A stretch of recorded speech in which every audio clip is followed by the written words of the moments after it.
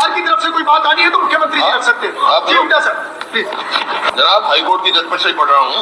जज साहब लिखते हैं there is no fudging of record on their part, there is no evidence of disclosing that they have connived with the procurement board. They have neither used flip nor fetched foreign sheets. In these circumstances, it can be concluded that there was procedural or if it is part of Hardeep Singh and Vijay Singh. ये हर case बता दो। It means record of attendance sheet is not available as per the. It means the committee has not formed opinion. The committee has not even primarily formed of opinion that there is difference in handwriting signature of candidates in both the sessions. The court cannot investigate agency. It can be gleaned that there was procedural infirmity or irregularity on part of commission. However, there is nothing on record to establish that suppression of facts or connivance on the part of candidate or selection committee does not disclose that there was either fraud. The court concludes that there were irregularities but no illegality was committed, which goes to roots of the selection process. It is well or final email cut put here in wake of the above discussion finding. The court is considered with opposition that the instant petition deserves to be dismissed and accordingly dismissed. कुछ है नहीं? मैं बताया high court का decision है, high court का decision है, court का डिसीजन। जनाब पे कमेंट कर रहे हैं। सीएम साहब आप इसमें कुछ कहना चाहेंगे? हाईकोर्ट का डिसीजन है। कुछ कहना चाहेंगे तो कहें, उसके बाद मुख्यमंत्री मान्य देखिए, कल भी इसके ऊपर सदन में काफी गर्मा गर्मी हुई है। प्रकाश यादव जी ने कल एक विषय को लिया था, उठाया उन्होंने, अखबारों के अंदर छपा था। माननीय कोर्ट का एक फैसला आया जिसका अभी माननीय हमारे विपक्ष के नेता ने भी उसको पढ़ा है। मैंने ठीक है, ये बीच बीच में मत बोलो भाई, ठीक है? नेता है वो, नेता है बस, ठीक है? बीच बीच में मत बोलो, ठीक है? एक मिनट भाई, मुख्यमंत्री जी जवाब दे रहे हैं, आप बीच में किस लिए बोल रहे हैं? किस लिए बीच में बोल रहे हैं? मुख्यमंत्री जी जवाब दे रहे हैं, अपनी बात रखें। शकुंतला जी एक मिनट जी, ये विषय 2008 का है माननीय महोदय। 2008 में हरियाणा स्टाफ सिलेक्शन कमीशन ने इंस्पेक्टर की भर्ती की थी, 20 इंस्पेक्टर के उनके इंटरव्यू लिए थे। और जैसा अभी पढ़ा भी है माननीय हुड्डा साहब ने, उसके अंदर कहा कहीं में तो उनके सिग्नेचर भी मैच नहीं कर रहे हैं माननीय देखिए, और उनकी जो लिखाई है वो भी मैच नहीं कर रही, क्योंकि कोर्ट ने कहा, देखिए कोर्ट ने कहा, मैं कोर्ट की बात कर रहा हूँ, गया कौन नहीं गया कोर्ट ने, नहीं देखिए, अब माननीय देखिए, अब उसका उन्होंने डिसीजन उन्होंने ये दिया कि पिछले दिनों अभी कोर्ट का आदेश आया है कि हम इसके ऊपर अभी कुछ कर नहीं सकते, परंतु इसके लिए कमेटी जो हरियाणा स्टाफ सिलेक्शन कमीशन की है उसने इसके ऊपर बैठ करके करना चाहिए था, उसकी इंक्वायरी करनी चाहिए थी, देखनी चाहिए थी। ये लंबा समय हो गया, 16 साल हो गए मान्य देखिए, उस बात 16 वर्ष हो गया, और 16 वर्षों के अंदर लगातार वो कोर्ट में चलता रहा। तो मैं ये बताना चाहता हूँ कि जो याचिका करता है अमित कुमार, और वो पानीपत का है जिसने पिटीशन दायर की थी, क्योंकि उसके साथ शोषण हुआ है। लगा कि मेरे नंबर कम लगे, मैं टॉप आया था और इंटरव्यू के अंदर नंबर कम दे दिए, मैं सबसे पीछे रह गया, मैं सिलेक्शन नहीं मेरी हो सकी, कोई और आ गया। ये उसका आरोप था, उसने ये माननीय न्यायालय के अंदर वो लेकर के इस मुद्दे को गया। माननीय न्यायालय ने आदेश देने से इसके ऊपर कोई टिप्पणी नहीं की जानी चाहिए। माननीय न्यायालय ने कहा है याचिकाकर्ता यदि निर्णय से संतुष्ट नहीं है तो अपील करना उसका कानूनी अधिकार है, माननीय कोर्ट ने कहा।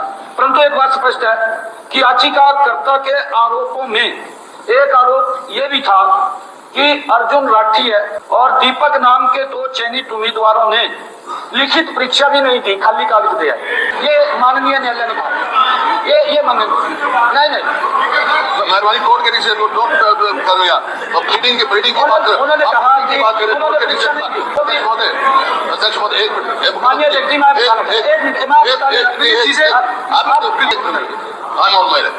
अगर जैसा कहा है मुख्यमंत्री जी ने, उन्होंने कोई नहीं दिया है, कोर्ट की फाइंडिंग ये है,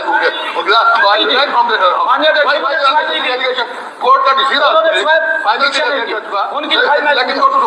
discuss every decision of the court है। ये तो आपके बारे में पता नहीं कितने डिसीजन आए हुए हैं, क्या मान्य देखिए, अगर इसके अंदर कुछ कहना चाहे तो कह दें, परंतु मैं बताना चाहता हूँ पार्लियामेंट्री नॉर्म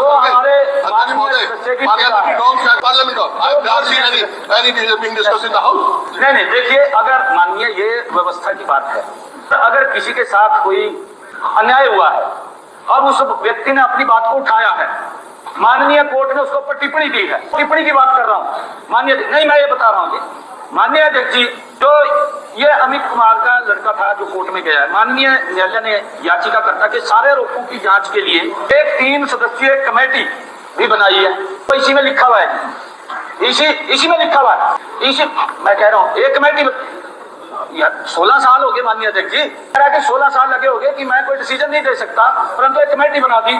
कमेटी ने अपनी रिपोर्ट में इम्प्रेशन के इस आरोप पर SCS ने उन्हें कहा कि लिखित परीक्षा की अटेंडेंस शीट अब उपलब्ध नहीं है, क्योंकि उन्होंने जब कहा 16 साल हो गए कि जिन्होंने साइन किए थे वो भी नहीं है उसके अंदर अटेंडेंस शीट, वो भी नहीं है, ये इतना लंबा समय नहीं रख सकते माननीय अध्यक्ष जी, और इसलिए इसकी जांच के लिए उन दोनों की हैंड राइटिंग का सैंपल लेकर उत्तर पुस्तिका में दर्ज लिखाई का फोरेंसिक मिलान किसी स्पेशलाइज्ड एजेंसी द्वारा किया जाना चाहिए। उसके अंदर कहा, ये इसके अंदर कहा है माननीय जो फैसला है। देखिए उनकी बात में देखिए बात कही, हुड्डा साहब ने जवाब दिया, ठीक है, CM उसके ऊपर अपनी बात रख रहे हैं, उनकी बात खत्म हो गई, ये अन्याय की बात है माननीय, वो अपनी स्टेटमेंट दे सकते हैं, चीफ मिनिस्टर अपनी स्टेटमेंट दे सकते हैं।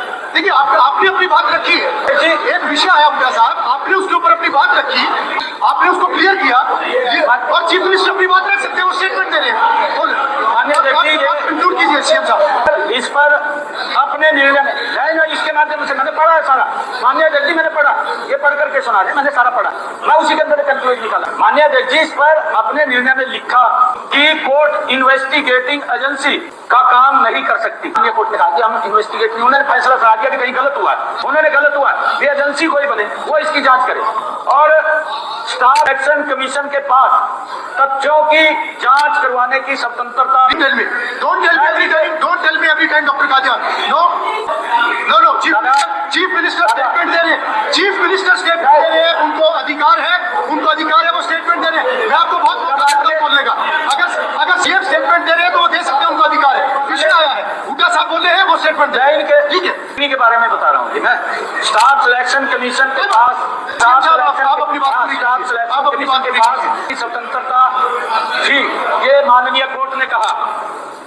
मैं आज ये अगर विषय उठ रहा है, हमारे माननीय सदस्य ने उठाया और हमारे विपक्ष के भी इसके बारे में कह रहे हैं, मैं एक बात अवश्य यहाँ पर आज कहना चाहूंगा कि हम AG से इसकी राय लेंगे, AG से राय लेंगे।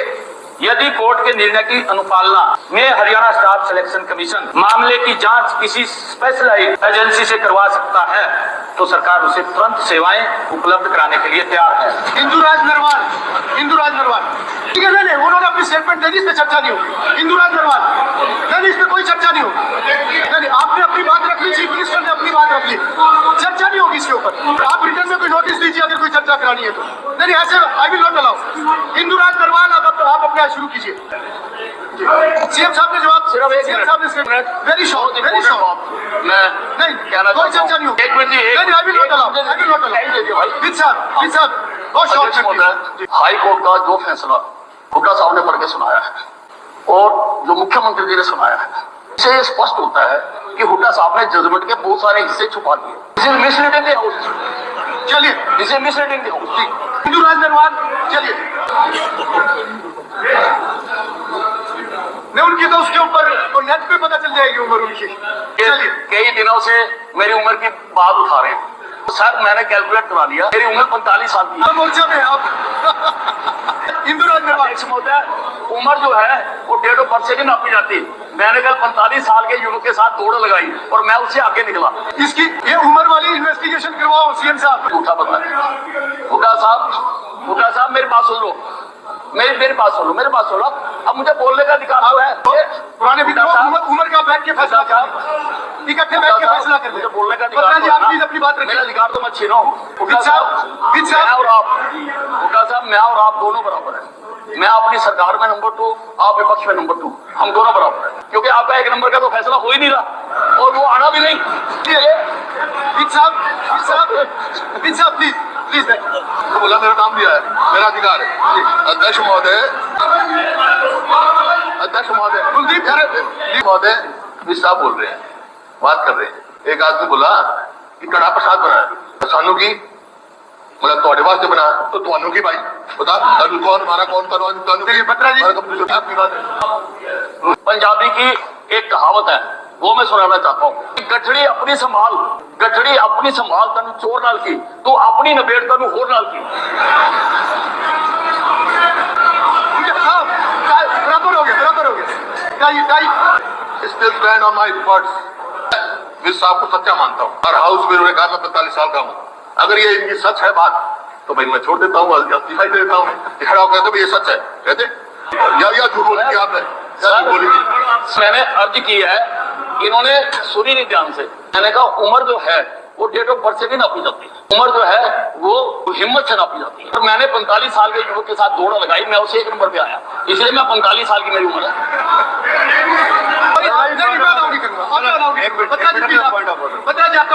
हाँ जी sir, speaker sir, it is rule 45 में पेज नंबर 27 पे सारा कुछ बड़ा क्रिस्टल क्लियर है जी। और ऑनरेबल मुख्यमंत्री भी लॉ ग्रेजुएट हैं, कानून को अच्छी तरह समझते हैं। It shall not ordinarily ask about matters pending before any statutory tribunal or statutory authority performing any judicial any commission of inquiry or court of inquiry appointed to inquire into or investigate any matter, but may refer the matter to the concerned procedure or subject as or the court of inquiry.